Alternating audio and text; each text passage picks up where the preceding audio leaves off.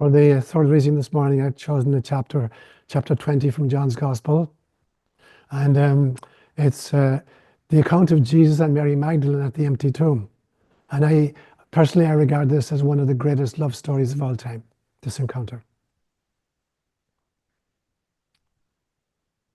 Early on the first day of the week, while it was still dark, Mary Magdalene went to the tomb and saw that the stone had been removed from the entrance. She came running to Simon Peter and the other disciple, the one Jesus loved, and said, "They have taken the Lord out of the tomb, and we don't know where they have put him." So Peter and the other disciple started running for the tomb. Both were running, but the other disciple outran Peter and reached the tomb first. He bent over and looked in at the strips of linen lying there, but did not go in. Then Simon Peter came along behind him and went straight into the tomb. He saw the strips of linen lying there, as well as the cloth that had been wrapped around Jesus' head. The cloth was still lying in its place, separate from the linen. Finally, the other disciple, who had reached the tomb first, also went inside. He saw and he believed.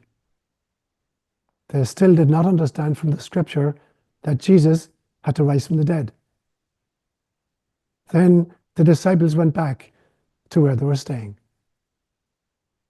Now Mary stood outside the tomb crying. As she wept, she bent over to look into the tomb and saw two angels in white seated where Jesus' body had been, one at the head and the other at the foot. They asked her, "Woman, why are you crying?" "They have taken my Lord away," she said, "and I don't know where they've put him." At this, she turned around and saw Jesus standing there, but she did not realize that it was Jesus. He asked her, "Woman, why are you crying? Who is it you are looking for?" Thinking he was the gardener, she said, "Sir, if you have carried him away, tell me where you've put him, and I will go get him." Jesus then said to her, "Mary." She turned toward him and cried out in Aramaic, "Rabboni," which means teacher. Jesus said, "Do not cling to me, for I have not yet ascended to the Father. Go to my brothers and sisters and tell them, I am ascending to my Father and to your Father, to my God and to your God." Mary Magdalene went to the disciples with the news, "I have seen the Lord." And she told them the things that he had said to her. These are words inspired by God. So as you know, I take a theme for each month and I develop it over the first 2 Sundays. And then on the third Sunday, I do a recap and a Q&A. And so for the month of April, I chose the theme of the public ministry of Jesus of Nazareth. And on April 6th, I looked at Jesus' battles with Satan, the archetypal struggle of incarnation. And then last Sunday, April 13th, Palm Sunday, I talked about Jesus as the archetype of God incarnate. And today, Easter Sunday, God willing, I want to talk about the week that changed the planet. And then I'll open it up to Q&A.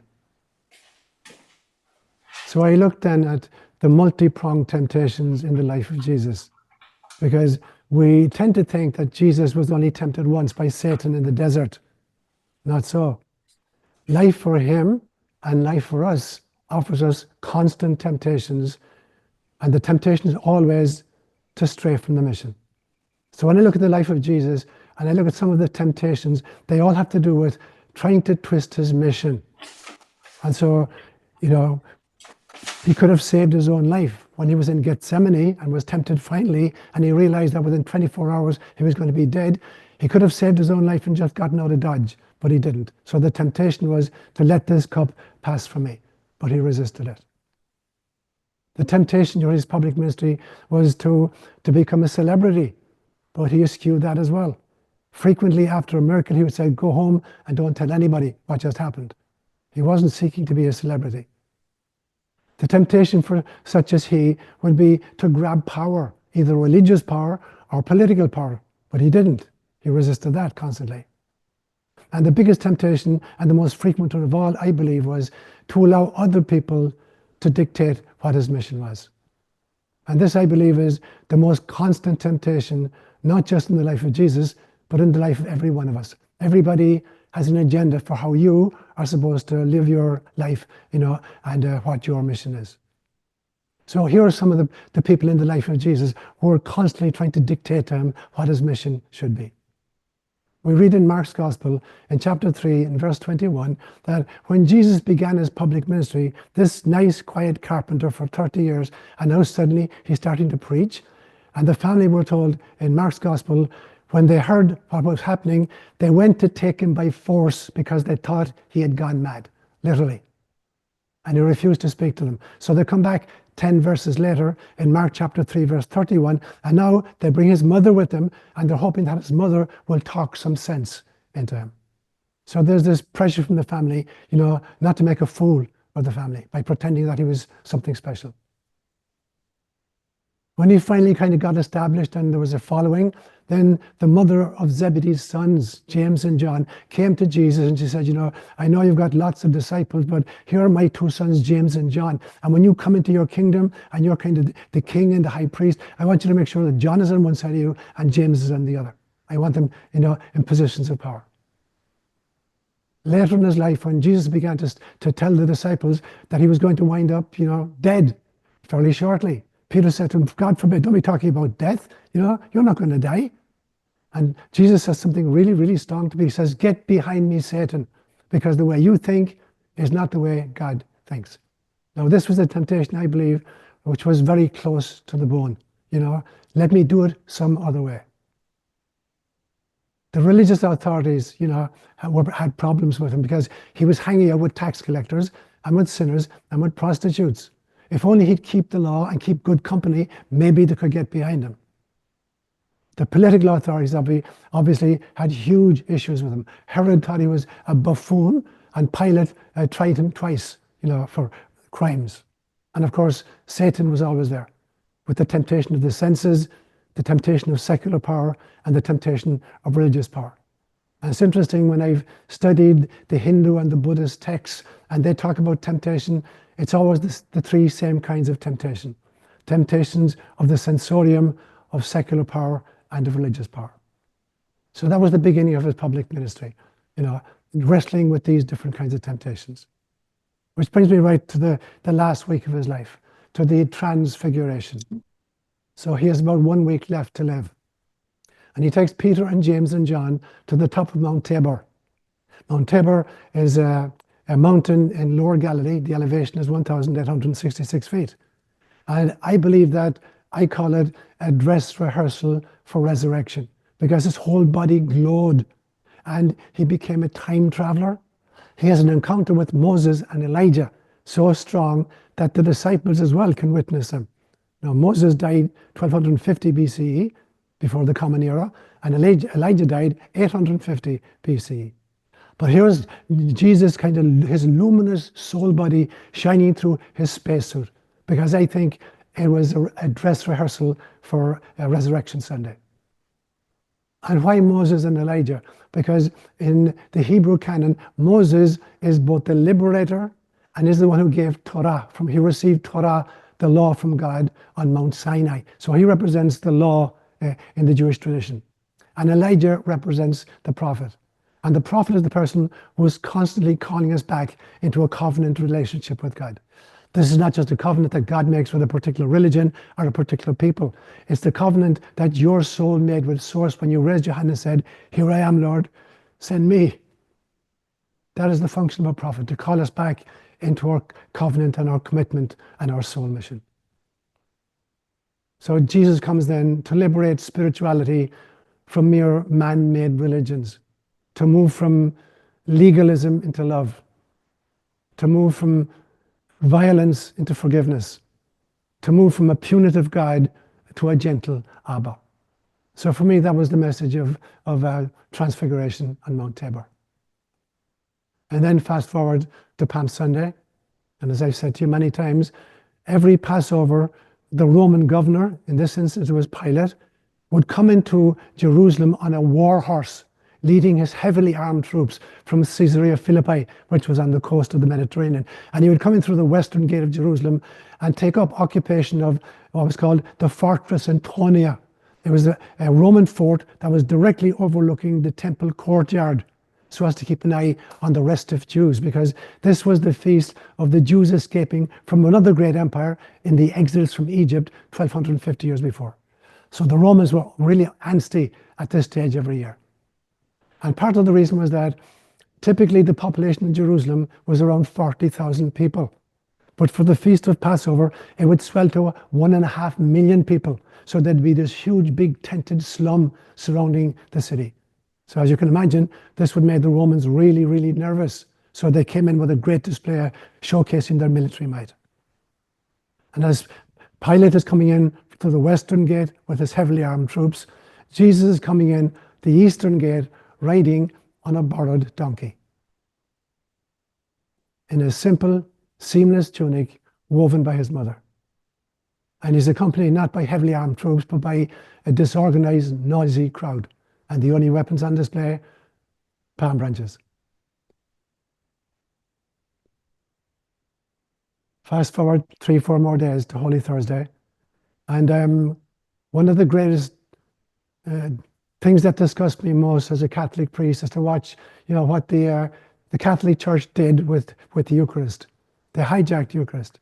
So, this extraordinary celebration that involved men and women and children in the upper room for the Seder now could only be kind of celebrated by male celibate clergy with their backs to the people, muttering in a foreign language. That's what happened to the Seder meal of Easter Thursday. I've said to you many, many times, and I'll say it again when we begin the liturgy of the Eucharist itself, that every single one of you is a priest.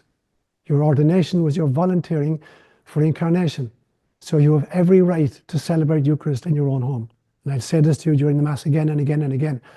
If you have the elements in your own home, bread and wine, you are a priest. You're entitled to offer and consecrate and receive communion in your own homes. And the truth is that any meal eaten with understanding and gratitude, especially among friends and family, is ipso facto a Eucharistic encounter. We are not just what we eat, but how we eat. So it's important that we make every meal sacred. And certainly as a child growing up in Ireland in the 1940s, I watched when farmers were planting, the priest would be called in and there'd be blessings over the planting. When they were weeding, there'd be blessings over the weeding. When they were harvesting, there'd be blessings over the harvesting. If the mother had to go to the shop to buy, there was blessings over the buying. There was blessings over the cooking, and there was blessings over the eating. And then there was grace before the meals and grace after the meals. So everything was a sacred meal. And I pointed out to you many, many times that of all the symbols that Christ could have left us, he gave us the most important feminine symbol of all, feeding us from his own body and blood. Because that is precisely what the pregnant woman does. She's literally feeding her baby in utero from her own body and her own blood. And when the child is born, she puts it on her breast and she suckles the child, and she's still feeding the child from her own body and blood. And so Christ is giving us this extraordinary feminine face of God. So a new body is being created, the body of Christ, or the Jesus movement, whatever you want to call it, in which you are being fed, literally from God's body. And the 4 key words I keep saying to you for Eucharist is that he took, he blessed, he broke, and he distributed. To take is to receive with gratitude, not to grab. To bless is not to impart a benediction on a previously inert substance. It is to recognize the inherent sanctity of everything that exists. Everything that Gaia gives us is sacred. And then he broke it. In other words, he's trying to create a mindset of sharing. And then finally, he distributed. He shared. And so that is the essence of Eucharist, sociologically speaking. It's about taking with gratitude, recognizing the inherent sanctity of everything that Gaia gives us, making plans to distribute, and then walking the talk. At the Seder meal, he also instituted a new form of Eucharist. And for me, priesthood, or any ministry, always has 4 stages. There's a need in the community. There's somebody who volunteers to address that need. That person is given training, and then the community commissions that person to act in that capacity on their behalf. And I don't care what the ministry, what the need is, to find a bishop or a priest or a lector or a communion minister, anybody in the community, who volunteers and has the training and is commissioned by the group can act in that capacity on their behalf. And then the third great sacrament was the sacrament of service, washing the feet. And the early church took this and really understood it. It's about being of service. And so you find monks and nuns throughout medieval history and right up to our times, who are interested in education, in healing ministries, in hospice care, and even agriculture itself. The monks were the great agriculturists of medieval Europe. So this is the sacrament of service then and now. Which brings me to Good Friday. When I meditate on the agony in the garden, I see it as the mother of all panic attacks. An attack so intense that Christ was literally sweating blood. And I see it as a psyops by Satan. Satan is trying to persuade Jesus at the last moment that he's being gaslighted. You've been duped, dude. Yeah? There is no God, there is no Father, there was no mission. You've lived your entire life and it's a lie. And now tomorrow you'll be dead. Get the hell out of Dodge already.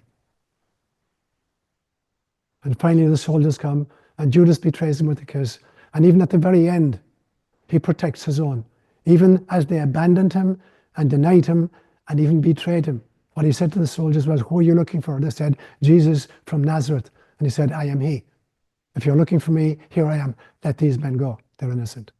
So he protected his own, even as his own life was being snuffed out. And then he's dragged off. And there are actually 5 different trials over the course of the night and early morning. First, he's taken to the father-in-law of the high priest, and then to the high priest himself, and he's accused of blasphemy because he called God his father. And then he's brought to Pilate twice again, and Pilate sneeringly asks him, what is truth? When Christ says, anybody who's interested in truth will be interested in my message. And Pilate sneers, what is truth? And then when he hears that Jesus is actually from Galilee, he sends him to Herod, because Herod was in town for the feast. And Herod was only interested, he'd heard about Jesus, he thought this is a magician who can entertain me. And Jesus totally refuses to engage with Herod. He's the only person in the Gospels with whom Jesus refuses to exchange a single word. And Herod thinks he's a buffoon, and he sends him back to Pilate again. And then you have the 7 last words on the cross. I've culled the reports from the 4 Gospels, and I've arranged them in what I consider to be a chronological order. So it's, for me, the 7 last words are a blueprint for the evolution of compassion, starting with his own suffering, and then the suffering of his family, and then the fellow criminals, and then the persecutors, and then the completing of the mission and returning to source. And so the first thing he says is, he's quoting Psalm 22, Eloi, Eloi, lama sabachthani. My God, why have you abandoned me? But before his psychological distress, there's actually the physical torture of hanging on the cross. And he says, I am thirsty. So firstly, he's focused on his physical discomfort, and then on his psychological abandonment. My God, why have you forsaken me? So initially, obviously, he's concerned with his own suffering and his own pain, physical pain and psychological pain. And then he notices his mother and John, the beloved disciple. And he's wondering what's going to happen to them. And I'll deal with that towards the end of the homily in more detail. And so, nodding towards his mother, he says, look at your son, meaning John. And then to John, look at your mother, look out for my mother, for me. And then the fourth thing, now he's been concerned with himself, and now with his family, and now one of the thieves who's being crucified with him and says, Lord, remember me when you come into your kingdom. And Christ says to him, truly I tell you, today, not at the end of the world, today, you will be with me in paradise. Having forgiven God and looked out for his family and for a fellow sufferer, now he has forgiveness even for those who are, even as we speak, are tearing his belongings apart and playing dice for the garment which his mother had crafted for him. And he says, Father, forgive them. They have no idea what they're doing. And indeed they didn't. And then finally, mission accomplished. It is finished. And his final statement is, Father, into your hands I commend my spirit. I believe that he didn't actually say that. That what he actually said was, here I am, Abba, hug me. And then he died.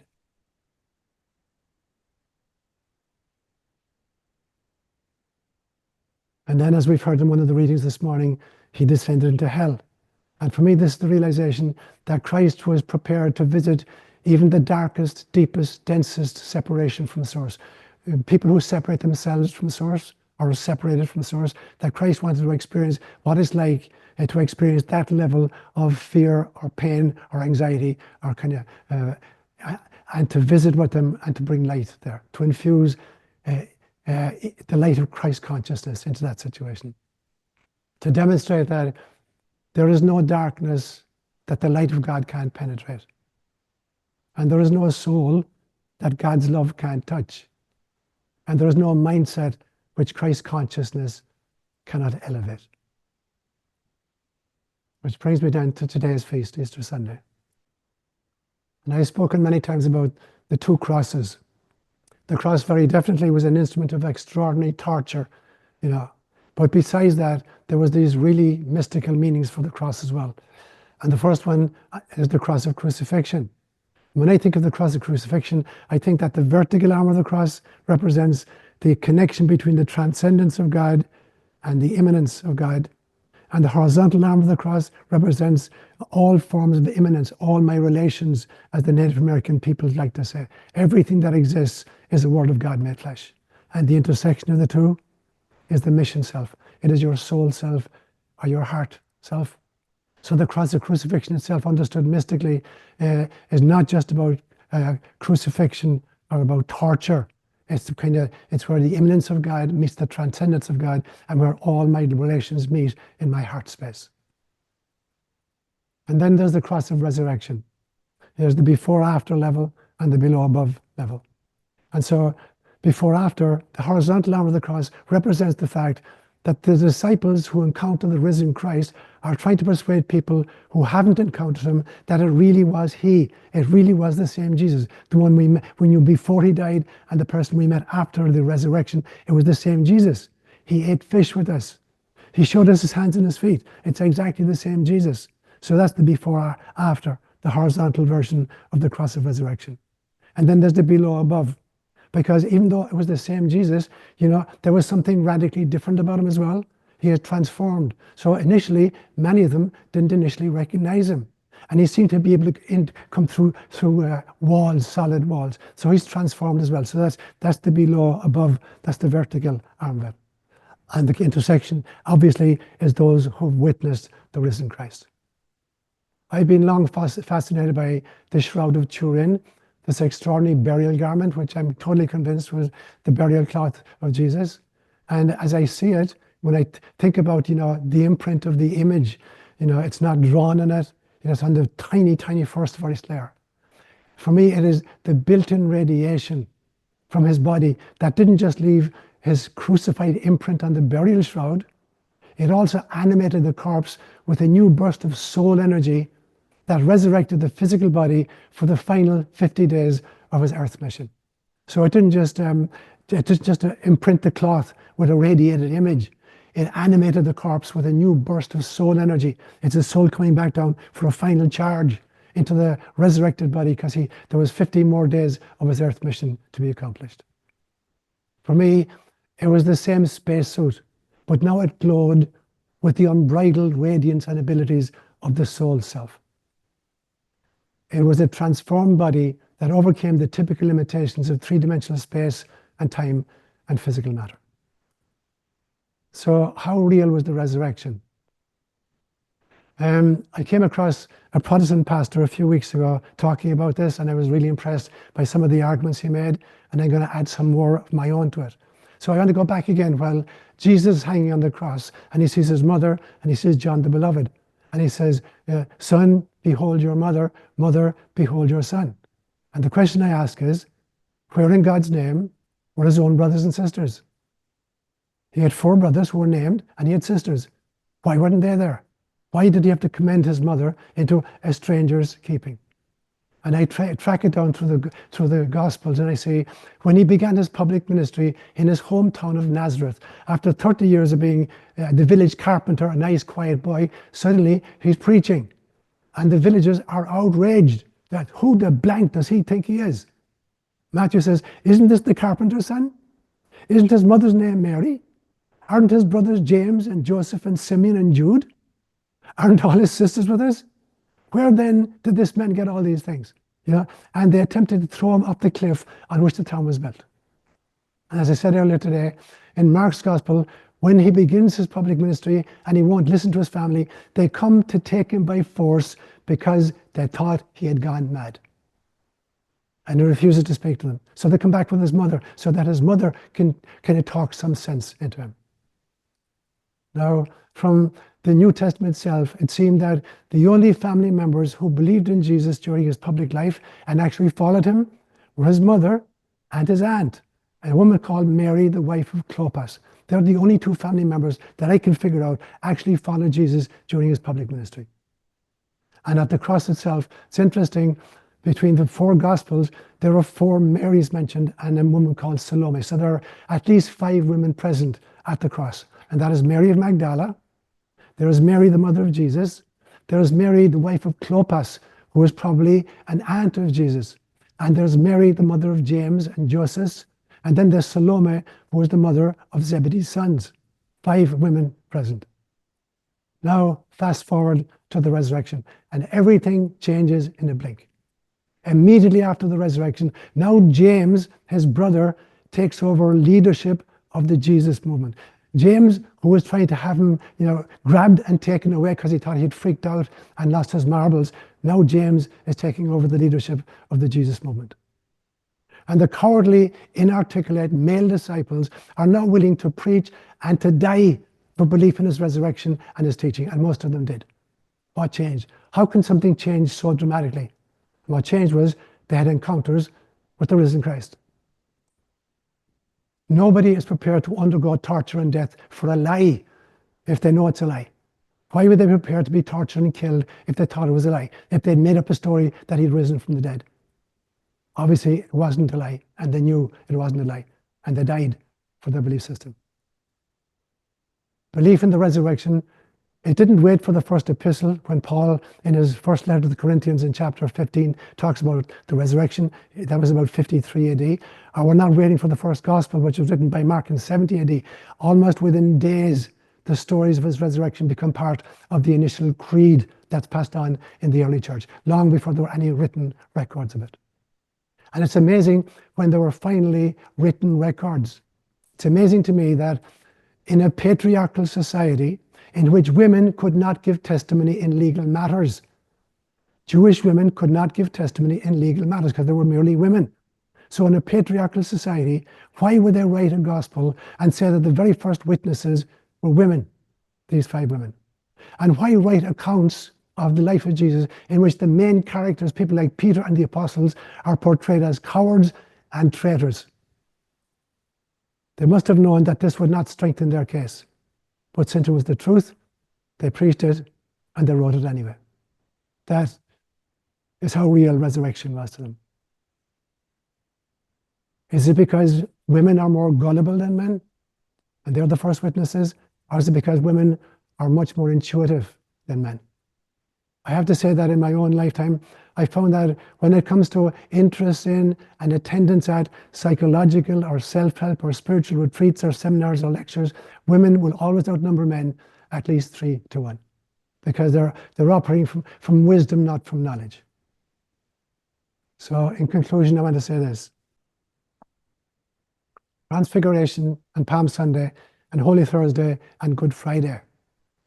These are not just stages in Jesus' life, they're stages in your life as well. And in order to experience resurrection, you have to experience the other stages also.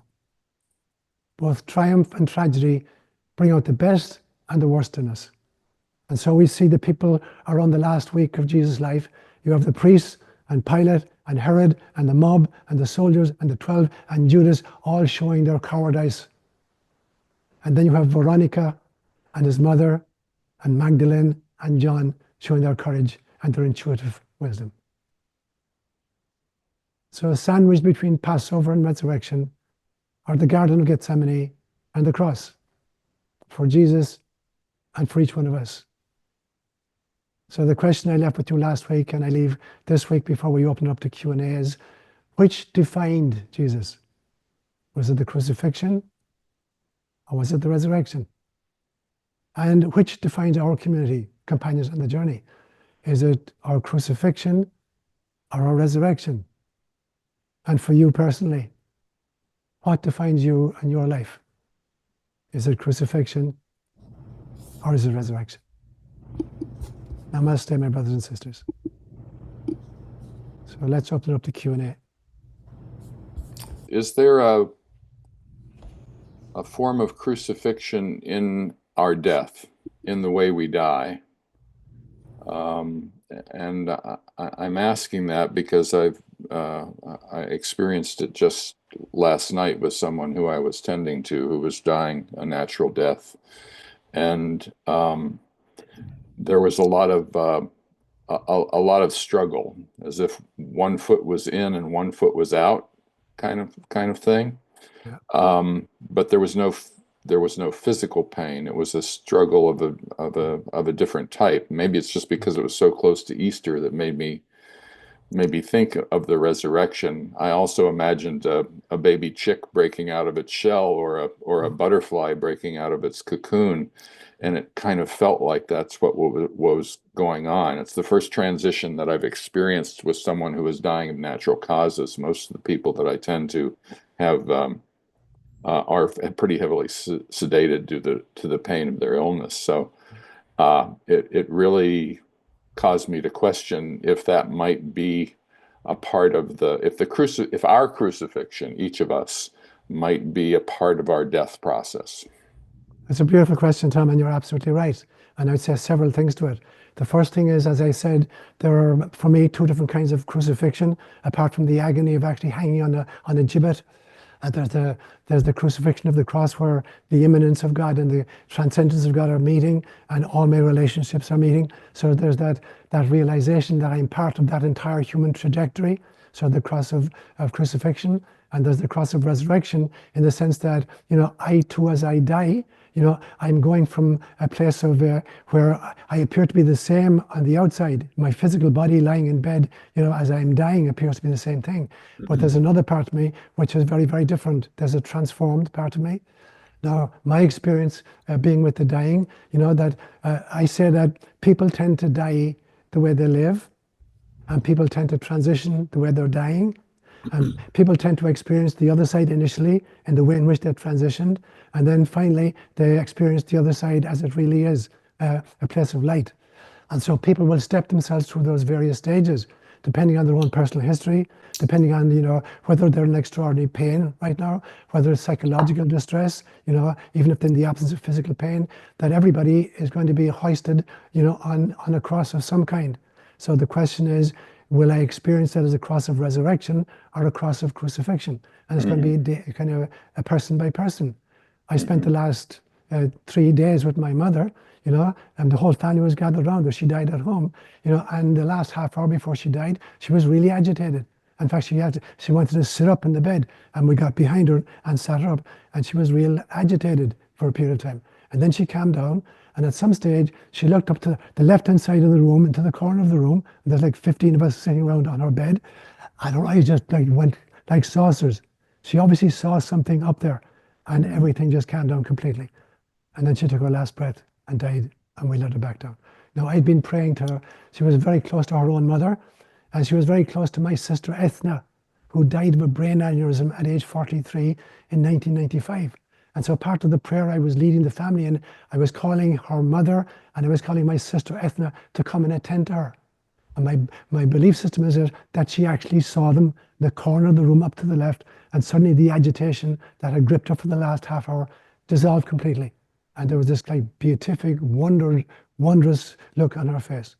And so I think a lot of it has to do with the circumstances, the preparation for it, whether there's physical discomfort or not, or on which cross am I kind of focused. So I kept telling her, I had the experience myself of being very close to death on 3 occasions. On one occasion, I'm living in a very remote area in Kenya, in Cabernet, and I think I have malaria, which I got every year, and I was treating myself for malaria, but I didn't.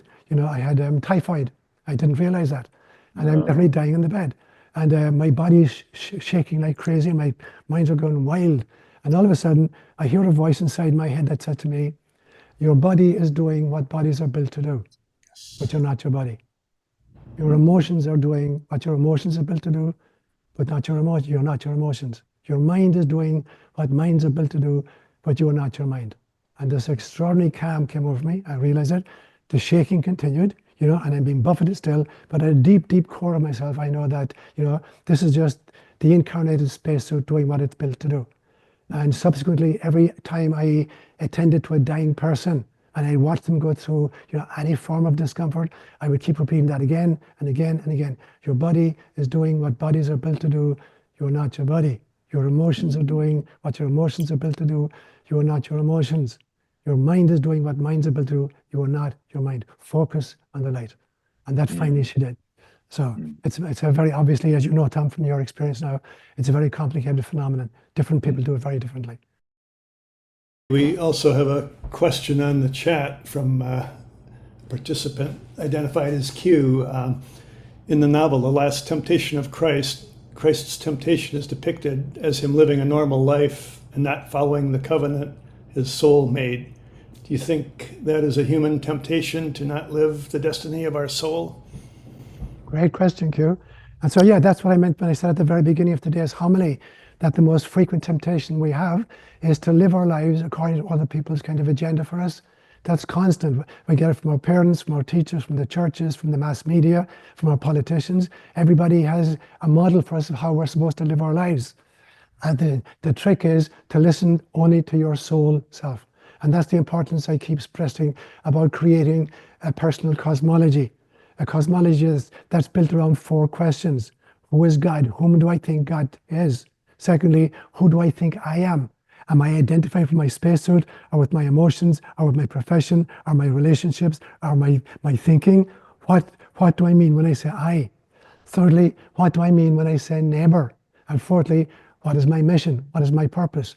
So cleaving to these 4 questions and building a personal cosmology around it, that is the key to be totally in line with my own mission and resisting the temptation to live my life according to other people's directives. And of course, Jesus, like anybody else, as I pointed out, family members, neighbors, religious authorities, political authorities, they all had an agenda for him. Satan had an agenda for him, and he cleaved completely to what his agreement with the Father was. He never forgot for a moment. Even when he said, let this chalice pass from me.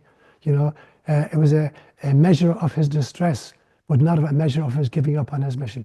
He went on and said, not my will, but thine be done. So in my opinion, Jesus never lived his life according to anybody's agenda except the Father's. I was just going to ask, I was reading your book in Setting God Free, and I think you mentioned there, and I hope I didn't misunderstand it, that Moses was based on some Sauron archetype, and that he wasn't, that the most contemporary biblical scholars agree he wasn't an actual historical figure. Did I have that right? Yes, you did.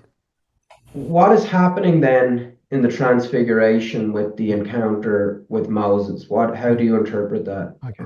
So firstly, let me comment on the first part of your question, and then the second part of it.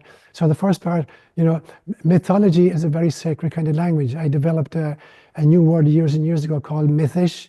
And mythish is, sacred wisdom enshrined in mythology. So mythology's 3 purposes are to try to explain our origins as a nation or as a culture. Secondly, to help us to kind of deal with present vicissitude. And thirdly, give us a clear plan for the future. And that is the purpose of mythology and mythish. And so the purpose of Moses was a character created about 700 years after he allegedly lived. It was created when the last 2 tribes of Israel are in exile in Babylon. And the 10 northern tribes have been demolished by the Assyrian Empire in the year 722 BCE. And there's only 2 tribes left. So they create this beautiful myth to kind of explain their origins, to strengthen them for the now and to give them hope for the future. So they create this idea of a liberator figure. And Moses, I would say, is probably the single most important liberator figure in human history. Everybody thinks of Moses as the liberator, the people who brought the slaves out of Egypt, out of exile. So that was his purpose. And for that reason, he's really important. Now, to answer the second part of it, why then does Jesus have an encounter with Moses, on the mountaintop? For 2 reasons. The first thing is that Jesus is not omniscient. Jesus is a human being. Jesus did not know, 2,000 years ago, that x equal to minus b plus or minus the square root of b squared minus 4ac over 2a is the solution to a quadratic equation. Jesus was not, a modern day mathematician.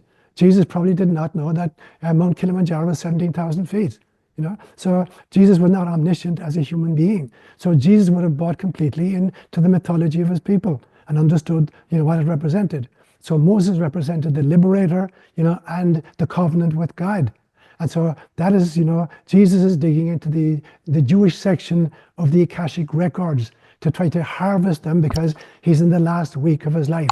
And now he's going to be the next form of liberator. So now he's kind of familiarizing himself with the mythology of Moses, which he probably believed to be accurate, but which is not accurate. It's not historically accurate. But mythologically, much more important because it's transformative. And I say to you, the purpose of stories is not to inform you, it is to transform you. So whether the story is historically true or not, if it transforms you and aligns you with God, then it is true. I have my own definition of truth that something can be true but not factual, and something can be factual but not true. Something is true if it transforms me and aligns me with God, and something is ultimate truth if it transforms me radically and aligns me permanently with God. And so for Jesus' character, the myth of Moses was true insofar as that it transformed him. It gave him the courage to be the next liberator for the world. Great question, David. You mentioned like listening to your soul, and I was curious if you had any perspective on how to best do that. I sent you an email. I've been going through quite a journey myself. I've been as I told you, discovering it, going to the Catholic Church, and just a deep spiritual journey. And I've been feeling like I'm very much in the desert, as we talk about Moses, and trying to figure out truth, as you say. And I was curious if you have any perspective on just the best way to kind of get away from all the voices of the world and tune into my soul and really listen to what is the truth. Yeah. So a friend of mine, Amy Dillon, down in Tasmania, she puts up homilies that I give and kind of statements that come to me in my dreams. Mm-hmm. So there's one I submitted to her a few days ago, and I think it may be up there already. That for me, the 4 paths to kind of mysticism, they are meditation, Mariology, the veneration for Mother Mary, mathematics, and mythology. And I'm not being facetious. These for me have been the 4 great areas of inquiry for me. I've been meditating for 61 years now. Mariology, this extraordinary devotion to Mother Mary that I got from my great-grandmother. Mathematics, because I did a Bachelor of Science degree in pure mathematics and mathematical physics. And mathematics for me is the ability to recognize patterns in nature, both in the physical cosmos and in the metaphysical cosmos. And then finally, mythology. As I said, I define mythish as a word I coined to mean sacred wisdom, articulated in mythology, because stories are the best way to archive any wisdom, because everybody can approach a story and unpack it according to their own insights. And so when faced with a story, there are 3 ways of unpacking it. The first one is literally, that you take it literally, that Moses literally existed, and he didn't. The scholarship doesn't show that at all. The second one is to unpack it symbolically. What is a deeper meaning of this story? And that is where I go into my right brain, my creative thinking, and unpack it creatively. Mm. And the third way is to unpack it with my soul, to go toward wisdom rather than knowledge. Because wisdom is data which are generated by the soul and processed by the heart. Whereas knowledge is simply data which are generated by the sensorium and processed by the brain. And so it becomes really, really important then. The beauty of mathematics is to be able to infer patterns at both a physical and a metaphysical level. So for me, there have been 4 ways. I'd add to that, I spend a lot of time in nature. I live in the middle of the forest. And spending time with little children between the ages 2 and 5, because they're surfing their imagination. And imagination is not fantasy. Fantasy is the ability to make up stuff that's not real. Imagination is the ability to alter my state of consciousness, enter into different domains and regions, interact with different entities and energies, learn from them, and then bring that learning back and cross-fertilize it with my waking consciousness. So spending time around little children is very, very important. So there's actually 6 different ways, Justin. Yeah, Sean, because you mentioned mathematics as one of the sort of the four pillars, and we've talked before, you've talked before about Hebrew and every letter having a number. I don't understand much about that system and how it factors in to the mysticism of Hebrew and how they actually use the numbers to inform themselves mystically of what was going on. I understand, yeah, the 40 is really significant, but in how is it used to advance one spiritually to use the numeric system in Hebrew? And so, if faced with any bunch of data or any life situation, the interpretation is going to depend upon the mindset with which I engage. Yeah. Hmm. So if I'm engaging literally by just spelling out words, that's one level. If you write a story, people are going to follow the story, and unpack it just looking at their vocabulary. So that's one way. But if you bring a totally different mindset or a soul set to the same data set, you're going to unpack something very, very differently. There's this notion, a pareidolia. I actually gave a lecture to a group in London just last Saturday on pareidolia.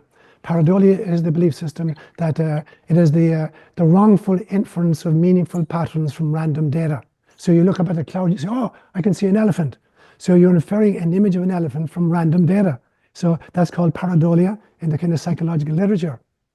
But my thesis is that everything is contained in everything. If I put on a blackboard, I write 100 lines of 100 dots. So you got 10,000 dots on the board. And I say to you, Tom, can you see the motor car hidden there? There's a motor car there. It's only a question, which dots do you connect with each other? Now, from the very same matrix, I said to you, Tom, can you show me where the tree is? If you connect different dots, a tree is going to emerge. And so how we connect the dots is what determines the image that comes through. Now, as you and I are speaking right now, you're on a screen full of pixels. It's based on Boolean algebra, zeros and ones. It depends which dots are highlighted and which are not. And so I can see your image and I can hear you, but I can hear the other people as well. And so I'm inferring Tom Peters because of a Boolean arrangement of particular squiggles dots. So it depends then on the mindset with which I engage with the material. Now for the Hebrews, they didn't just look at the meaning of the words in literary form. They assigned a numerical value. There are 22 letters in the Hebrew alphabet. They assigned a numerical value to each of these letters. And so if they took a statement, they would calculate the sum of all the numbers added up, and that would give them a number. And that would give them a new insight into what the meaning of this passage was. So they're inferring a mathematical meaning from a literary device. Now, again and again and again, you find that in Hinduism, for instance, so in English we have 26 letters in the alphabet. In Gaelic we only have 20. In Sanskrit there are 52 letters in the Sanskrit alphabet. There are 16 vowel symbols and there are 36 consonant symbols. And the Hindus believe that the Sanskrit language brings reality into being. That is actually through the vocalization of these sounds that reality came into being. And the original sound is Om. That Om was the sound of creation. So you're not just dealing with a letter in an alphabet. And the very same thing for the Aboriginals of Australia. They believed in what they call dream time.